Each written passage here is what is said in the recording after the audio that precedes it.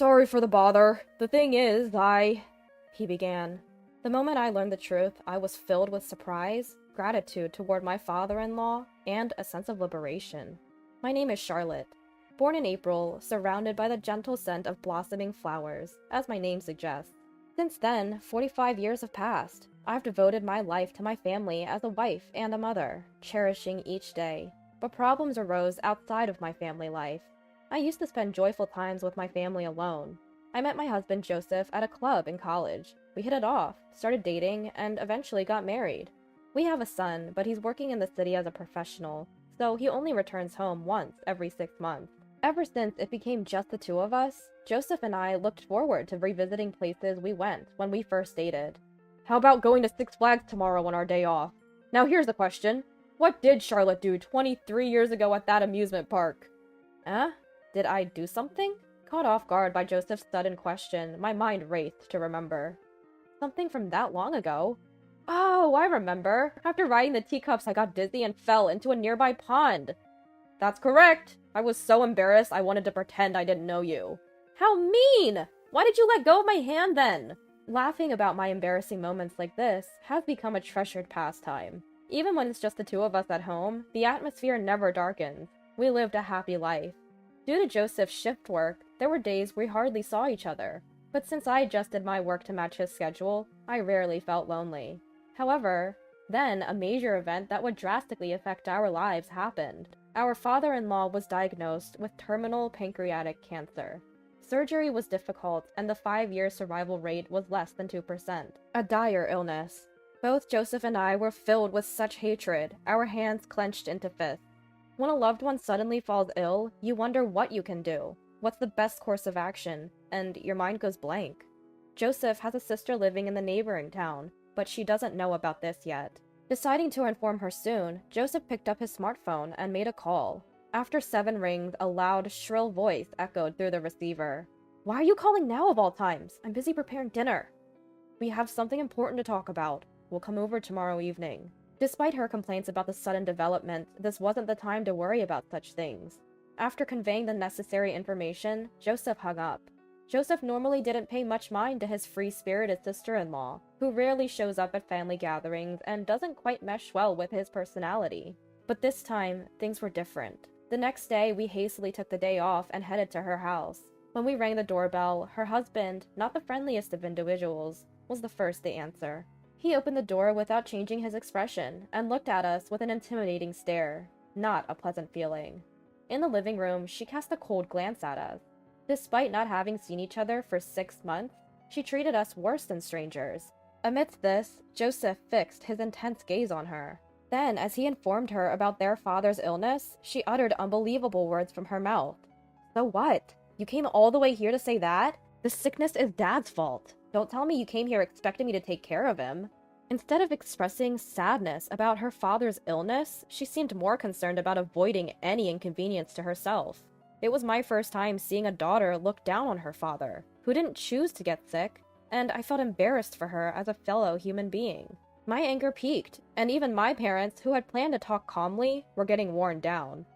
That's too much. You're his daughter, aren't you? Even though a loved one is suffering, you can be so indifferent? If the roles were reversed, you would definitely be upset.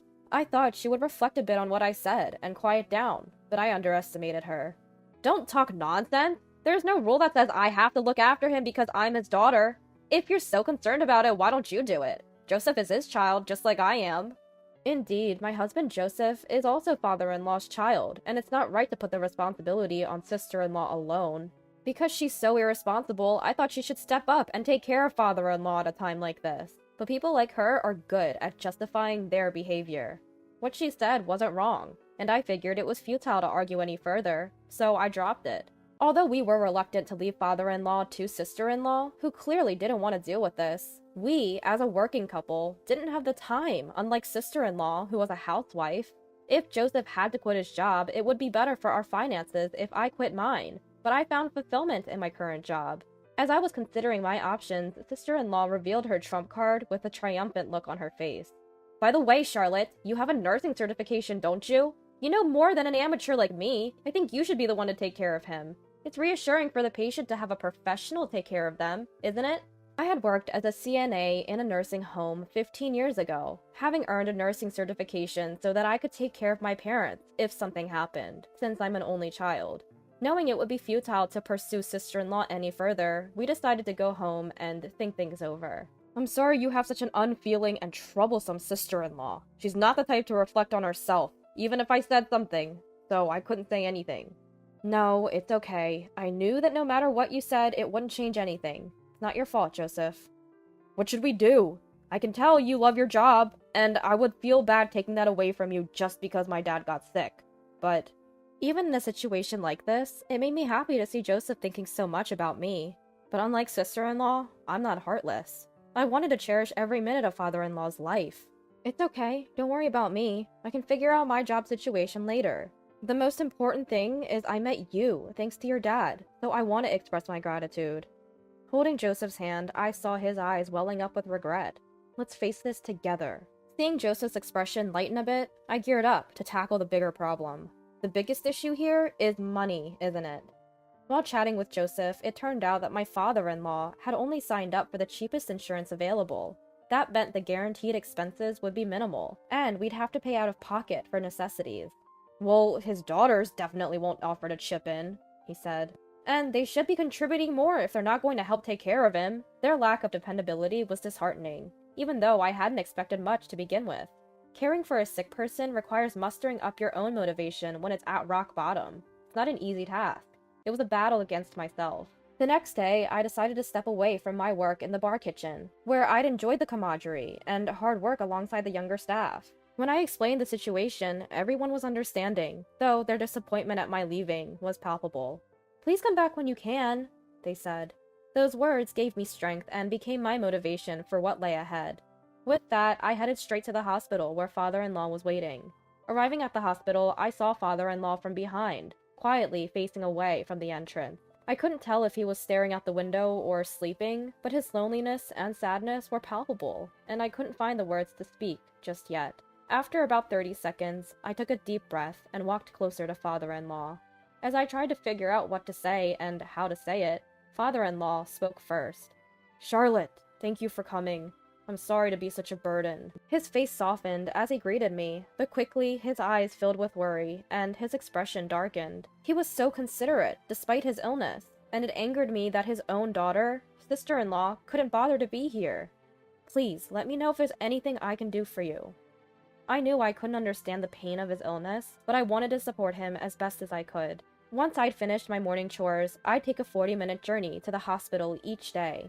I'd always driven to work, but now I opted for the bus to maximize my time with father-in-law, even if it meant cutting into my sleep. The bus rides were soothing, providing a brief respite and rejuvenation for the challenging days ahead. As I watched father-in-law's vitality diminish day by day, I devoted my heart and energy to making him comfortable. The medical procedures, including IVs and medication, were necessary, but not simple. Unlike a routine IV for a cold, a catheter had to be placed near his heart via a surgical incision below his collarbone.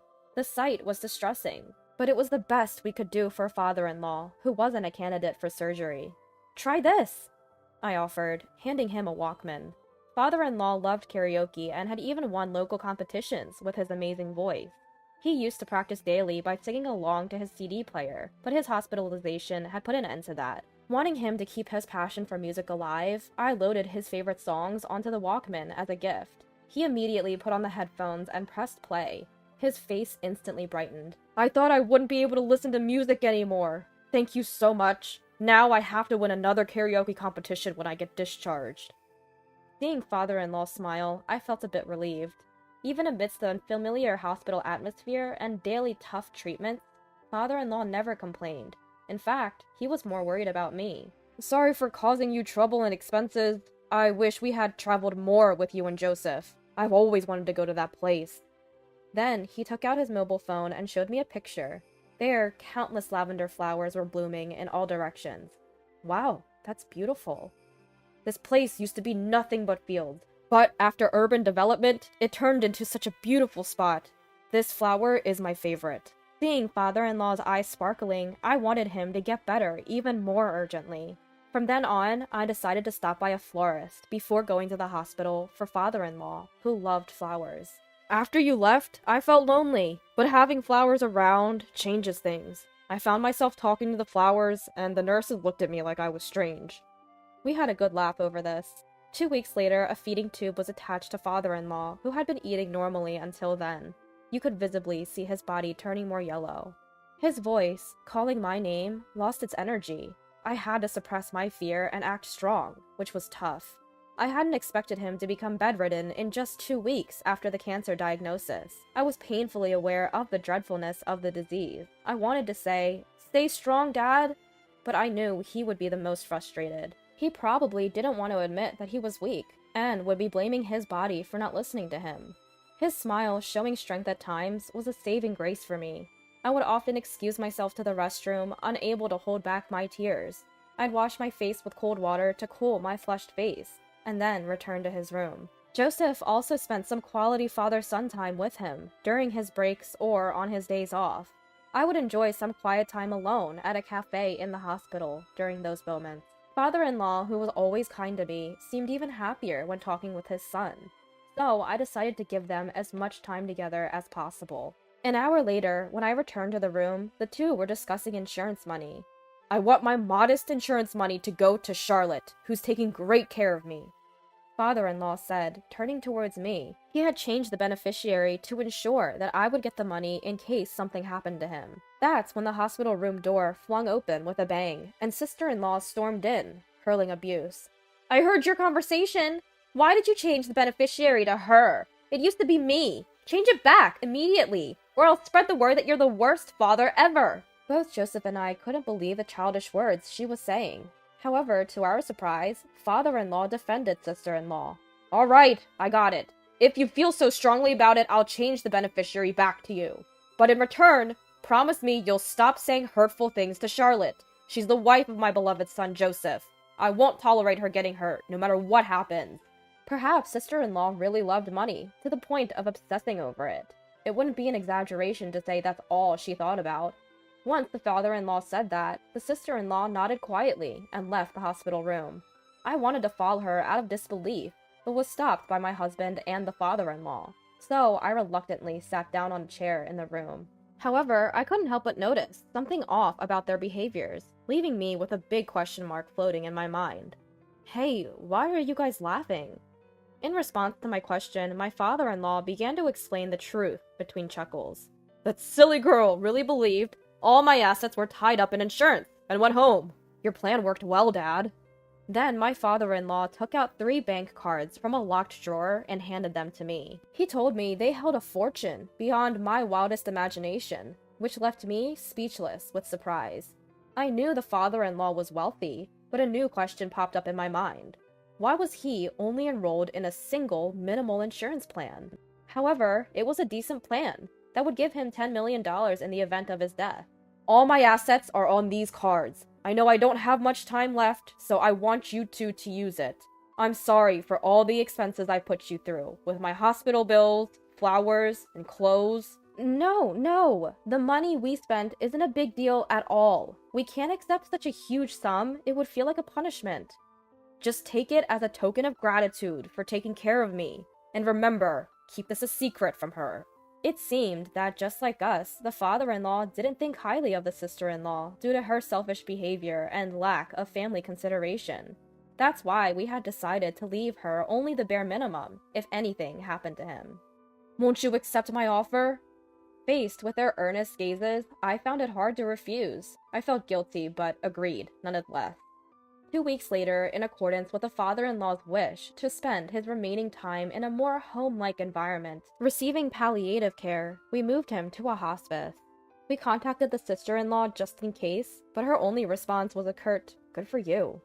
It was truly an eye-rolling moment. Despite the sister-in-law's absence, the warm conversation between the 3 of us continued. "I'm sorry for causing you trouble with my secret, but there's one more thing. Did you know my father was Martino Aaron?" "What? You mean the famous singer? I've seen him on the hit nostalgia song show." "Are you serious? That's news to me." This was big news. Even Joseph didn't know. Apparently, it was not public knowledge that the father-in-law was Martino Aaron's son. He was a secret child, and because Martino Aaron was a public figure, it was kept under wraps. However, Martino Aaron apparently doted on the father-in-law behind the scenes and shared his wealth with him before he passed away. "When I'm gone, go here." Saying that, the father-in-law handed us a piece of paper.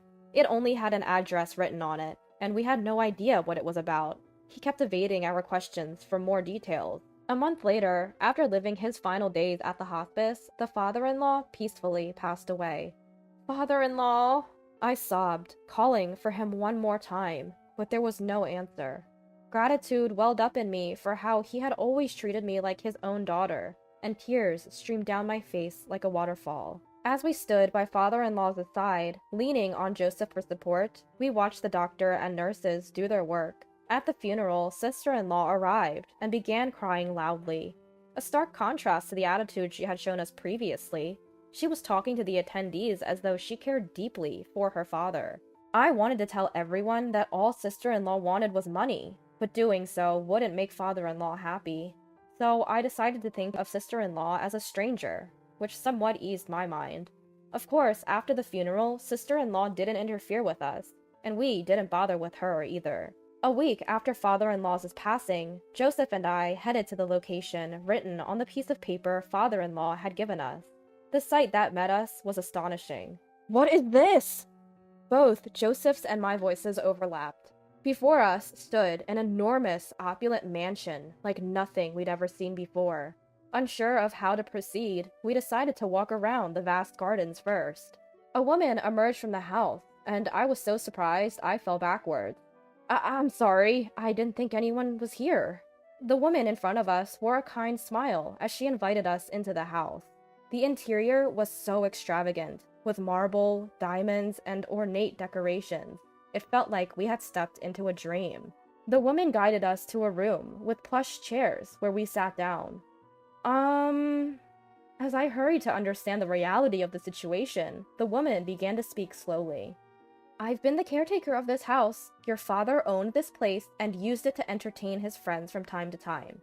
Every time someone would visit, I would come to assist. However, there's no longer a need for me to come here. Your father's final wish was to hand over the ownership of this house to you, Joseph and Charlotte." After saying this, she handed us a set of keys, a map of the house, and a notebook detailing the location of various valuables. She added, "I'm glad to have met the people your father treasured the most. I wish you happiness." After these words, she left. 2 hours of investigating later, we found a letter from father-in-law in a desk drawer in the study. The letter stated that we could live in or sell the house as we wished. There was no way for us to express our gratitude to father-in-law, who left us not only a fortune, but also this grand mansion, as he was no longer with us. All we could do was continue living in this world, for father-in-law's sake. The following month, we decided to go to a hotel father-in-law had wanted to visit for 15 years. On our way, we played father-in-law's favorite music and spoke to a photo of him. "Father-in-law, we're finally going on a trip together. Let's have a blast today," I said. Suddenly, a leaf fell and stuck to our car window, shaking lightly. It felt like father-in-law had answered us, which made me happy. 3 hours later, we arrived at the historic hotel father-in-law had spoken of, nestled in a quiet spot surrounded by peaceful nature. Photos of several past presidents adorned the walls of the hotel, signifying its recognition and importance. After we were shown to our spacious room, we sat down on the sofa, savoring the welcome drinks and fresh fruits. "It's been a while since we've been able to enjoy a leisurely trip like this." "Yeah, well, Dad's with us today." It had been a long time since Joseph and I had shared a look, and I couldn't help but feel a bit embarrassed. After enjoying the spa and exploring the hotel, it was finally time for the meal we were looking forward to. Since we had ordered meals for 3, the room service staff who brought it to our room was quite surprised. When we explained the situation, they nodded in understanding, with a kind smile. After talking about my father-in-law for a while, they even offered us a bottle of wine on the house. This is delicious! Just what Dad would say," I mused. Being an infrequent drinker, I got tipsy that day, until my memory blurred. However, my husband Joseph, who was good with alcohol, remembered my actions and told me about them the next morning. "Last night, you kept stroking Dad's picture and saying, 'I love you.' I can count on one hand the number of times you've said that to me. I was a bit envious of Dad," he said, laughing. We shared this humorous anecdote as we drove along a different route than the day before. Oh, here! There, lavender was blooming as far as the eye could see. There was no mistake. This was the place my father-in-law had shown us in the photo. Embraced by the gentleness of the lavender color, I felt invigorated, not just entrapped in sadness, but eager to face forward. Dad told me once that Mom used to gaze at the lavender a lot before she passed away. Realizing that my father-in-law had brought us here out of love for his wife touched my heart deeply. Since then, we've started bringing lavender to the grave. The lavender has become a precious flower for our family, warming our hearts and bodies. Once we returned to our normal lives, we started spending our weekends in the luxurious house my father-in-law left us. Thanks to this, every week felt like a vacation. My love for Joseph deepened, and my gratitude to my father-in-law overflowed. I can't count how many times I wet my clothes with tears of joy. Fast forward a month later. It was a weekday around 7 p.m. After Joseph came home and took a bath, I was preparing dinner when the doorbell rang. When I checked the monitor, I saw my sister-in-law. She rarely comes to our house. I wanted to pretend we weren't home, but with Joseph's car in the driveway and the lights on, that wasn't possible. As I was hesitating, the impatient sister-in-law began to pound on the door. Worried about the neighbor's eyes, I turned off the stove and hurried to the door. As soon as I opened the door, my sister-in-law started yelling before the door fully closed. "Where the hell are you two on the weekends?" It seems she came to our house over the weekend, but Joseph and I were not there. I couldn't tell her why, so I remained silent, while she glared at me threateningly. All right, come this way." I didn't want her lingering at the front door, so I led her to the living room, intending to let Joseph handle her. Just then, Joseph, fresh from his bath, came to the entrance, and I sighed in relief. "Sis, what brings you here around dinner time?"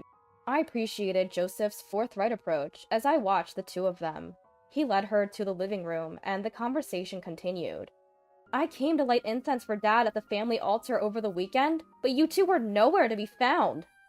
Her self-righteous tone still irked me. Then, out of the blue, Joseph dropped a bombshell.